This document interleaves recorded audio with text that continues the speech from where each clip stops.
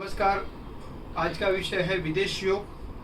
कुंडली में विदेश योग कब बनता है इसके बारे में मैं आपको जानकारी दूंगा, इसलिए वीडियो को अंत तक देखिए, जिससे आपको पता चलेगा कि अगर आप विदेश जाना चाहते हैं तो आपको कुंडली में विदेश योग है या नहीं है, इससे आपको पता चलेगा।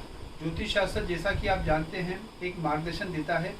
आपने जैसे कहीं देखा होगा कि कई लोग विदेश जाने का सोचते हैं लेकिन जा नहीं पाते किसी भी वजह से, या तो उनकी वीज़ा नहीं आती है या फिर वहाँ जाते हैं सेट नहीं हो पाते, वापस आ जाते हैं।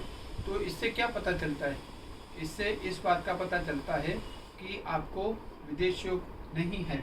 आपने ऐसा भी सुना होगा कि कई लोग विदेश का कभी सपने में भी नहीं सोचा होगा, लेकिन उनको किसी भी तरीके से ऐसे योग बन जाते हैं।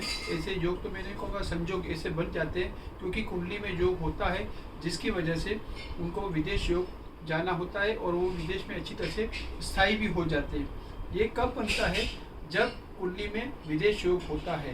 तो हम अभी शुरुआत करते हैं कि विदेश योग कब बनता है, और विदेश योग जब बनता है तब आप कौन से ऐसे ग्रह काम करते हैं जो कि विदेश योग जाने के लिए जो है वो योग बनाते हैं।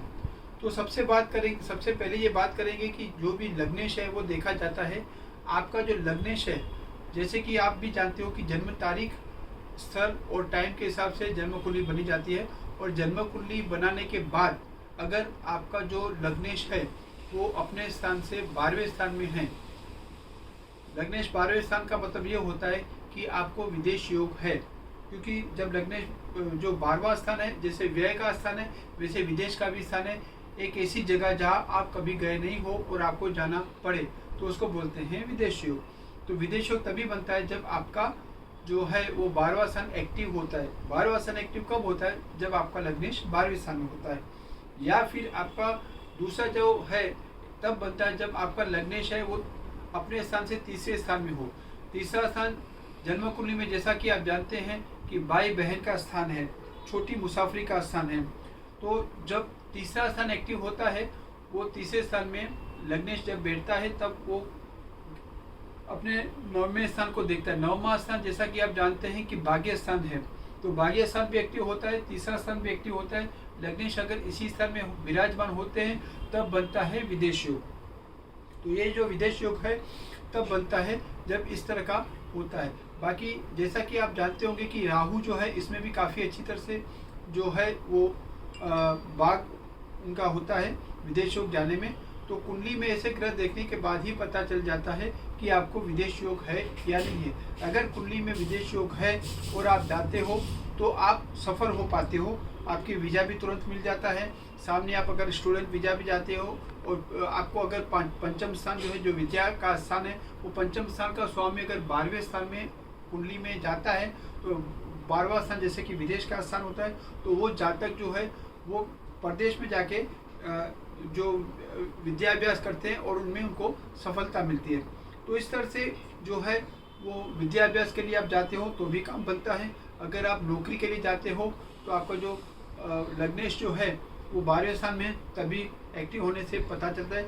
या फिर आपका 12वां स्थान का स्वामी जो है वो अपने स्थान से, मतलब दूसरे स्थान में है। अपने स्थान से तो नहीं बोलूँगा, लेकिन अगर लग्नेश के बाद जो दूसरा स्थान धन स्थान आता है, जो घर का स्थान आता है और वही धन का स्थान आता है।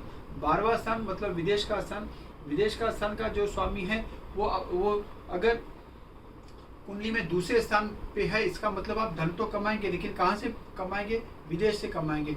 या फिर धन स्थान का स्वामी 12वें स्थान में है, इसका मतलब ये आप धन जो उपार्जित होगा वो 12वें स्थान से उपार्जित होगा।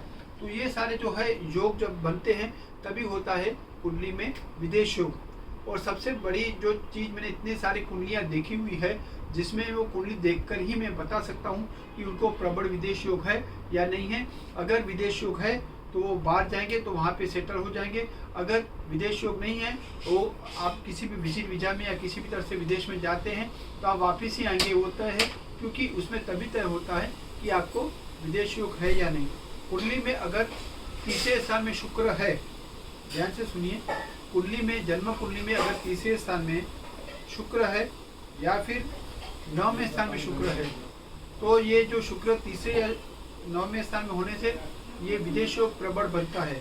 दूसरा है 9वां शब्द। देखो, अगर जन्म कुंडली में नहीं है अगर नवमास कुंडली आप देखते हैं, जातक की जो विदेश जाना चाहता है उनके भी तीसरे स्थान में शुक्र है या 9वें स्थान में शुक्र है, तभी भी ये योग बनता है कि वो विदेश जाएगा। और तीसरा होता है द्वादश भाव। द्वादश भाव की जो कुंडली है उस कुंडली में भी अगर वो तीसरे स्थान में या फिर 9वें स्थान में शुक्र विराजमान है तो 100% आप लिख के रख दीजिए कि विदेश जाएगा, मतलब जाएगा। तो जो मैंने कुंडली में आपको जो योग बताए हैं, इस योग के हिसाब से अगर आपके योग बनते हैं कुंडली में, चाहे जन्म कुंडली में, चाहे नवमास कुंडली में, चाहे द्वादशांश में, तो ही आप विदेश जाने का सोचिए। क्योंकि आप बेसिकली देखा जाए तो मैंने पहले भी कई वीडियोस में बताया है कि जो ये जो है जन्म कुंडली, वो जन्म कुंडली क्या है? जन्म कुंडली एक मार्गदर्शन है, हमें मार्ग दिखाती है, हमें गाइड करती है कि आपको इस तरह से, जहाँ तक मैं विदेश योग की बात करता हूँ, कि आपकी कुंडली में विदेश योग है या नहीं है। अगर आपकी कुंडली में विदेश योग है तो आप बेशक विदेश जाइए। आप उसमें जो मैंने योग बताया उसमें से कोई भी एक योग बनता है तो आप 100% तरक्की करेंगे, 100% वहाँ कमाएंगे, 100% वहाँ पे आपकी जो स्टूडेंट वीज़ा पे जाएंगे तो आपको करियर भी बनेगा, आप अच्छी तरह से विद्याभ्यास कर पाएंगे। अगर इस योग में से कोई भी योग नहीं बनता है तो आप मेहरबानी करके आप वहाँ नहीं जाइए, ऐसा मेरा आपसे अनुरोध है। अगर आप जाएंगे तो आपको पैसे वैसे ही चले जाएंगे, नहीं आपको स्टूडेंट वीज़ा के हिसाब से विद्याभ्यास होगा, नहीं आप वहाँ पे नौकरी कर पाएंगे, नहीं बिजनेस कर पाएंगे। ये मेरा इतनी सारी कुंडलियाँ देखी हैं जिस कुंडली के हिसाब से मैंने इस बात पे आया हूँ। फिर भी आप किसी भी अच्छे एस्ट्रोलॉजर को दिखा के उसमें अगर योग बनता है तो ही आप जाइए, ताकि आपको समय का भी नुकसान ना हो, पैसे का भी नुकसान ना हो, और आप प्रॉपर जगह पे जाइए।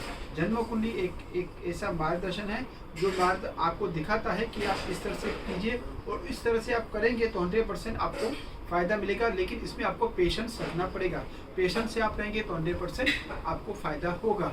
आज के लिए इतना काफ़ी है। अगर आपने अभी तक मेरा चैनल सब्सक्राइब नहीं किया है तो आप सब्सक्राइब करें। अगर आपको मेरा एक वीडियो अच्छा लगा तो उसको वीडियो को लाइक कीजिए, उसको शेयर कीजिए, ताकि मुझे मोटिवेशन मिलता रहेगा, आपको नोटिफिकेशन मिलता रहेगा, और इस तरह से आप रोज़ नए टॉपिक के ऊपर में वीडियो अपलोड करता रहूँगा, ताकि आपको ज्योतिष के बारे में मार्गदर्शन मिलता रहे और आपका भी काम इसी तरह से बनता रहे। चाहे वो एस्ट्रोलॉजी का किसी भी तरह का जो भी आप जानना चाहते हैं, आप मुझे इसमें कमेंट बॉक्स में लिख सकते हैं। आज के लिए इतना काफ़ी है। नमस्कार।